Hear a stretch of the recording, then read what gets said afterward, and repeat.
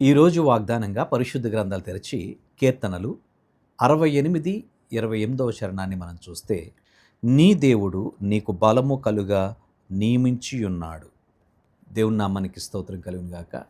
నీ దేవుడు నీకు బలము కలుగా నియమించియున్నాడు అనేటువంటి మాటను మనం చూస్తూ ఉన్నాం. నిజమే, మన దేవుడు బలవంతుడైనటువంటి దేవుడు, బలహీనులమైనటువంటి మనకు బలాన్ని అనుగ్రహించువాడు. హల్లెలూయా.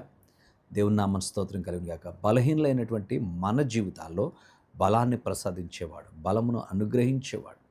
మనం బలహీనమని, మనం ఏం చేయలేమని చాలా నిరాశపడుతుంటాం. కానీ దేవుడు మనల్ని బలపరిచేవాడు, మన బలహీన సమయాల్లో ఆదరించేవాడు, తన కృపను, తన వాత్సల్యతను మన ఎడల చూపించేవాడుగా ఉన్నాడు. ఏ బలం ఇది? విశ్వాసముతో నిండినటువంటి బలం, ఆధ్యాత్మికమైనటువంటి బలం. ఇతరులను కించపరిచేటువంటి బలం కాదు, ఇతరులను కొట్టేటువంటి బలం కాదు, ఇతరులను దూషించేటువంటి బలం కాదు, కానీ ఇతరుల కొరకు, రక్షణ కొరకు ప్రయాసపడేటువంటి బలం, ప్రభు ఆత్మల కొరకు ప్రయాసపడేటువంటి బలం.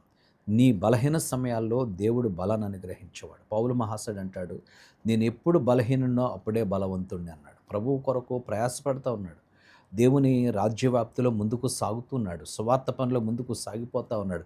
శరీరం సహకరించకపోయినా ఆత్మ సిద్ధముగా ఉందని చెప్పి ముందుకు సాగుతున్నాడు. దేవుడు మనల్ని బలపరిచేవాడు, దినదినము బలపరుస్తాడు.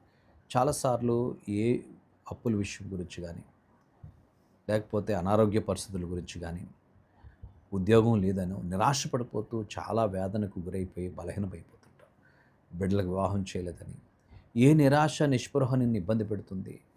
ఎగ్జామ్స్ జరుగుతున్నాయి, ఇప్పుడు బిడ్డల భవిష్యత్తు ఏంటని, తర్వాత ఫీజులు కట్టాలని, ఎన్నో పరిస్థితులు గుండా మనం వెళుతున్నప్పుడు ఎన్నో మనకి అవసరతలు ఉన్నాయి. అయితే దేవుడు వాటన్నిటి నుంచి మనకు విడుదలొచ్చి మనల్ని బలపరిచి నడిపించేవాడుగా ఉన్నాడు.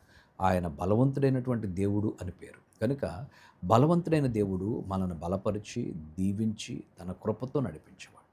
క్రీస్తు యేసునందున్న కృప చేత బలవంతుడు కమ్ము అన్నాడు.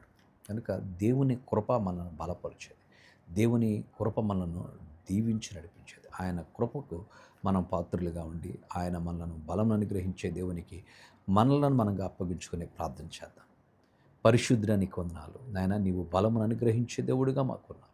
అందుని బట్టి నీకు స్తుతులు చెల్లిస్తున్నాం. ఈ లోకములో మమ్మల్ని, మా బంధువులు కానీ, స్నేహితులు కానీ బలహీనపరిచేవారే, కానీ నీవు బలపరిచే దేవుడివి. అందుని బట్టి నీకు స్తుతులు చెల్లిస్తున్నాం. మా ప్రతి పనిలో నీ కృపను మాతో ఉంచి నడిపించమని యేసయ్య నామమున అడుగుచున్నాము తండ్రి. ఆమేన్.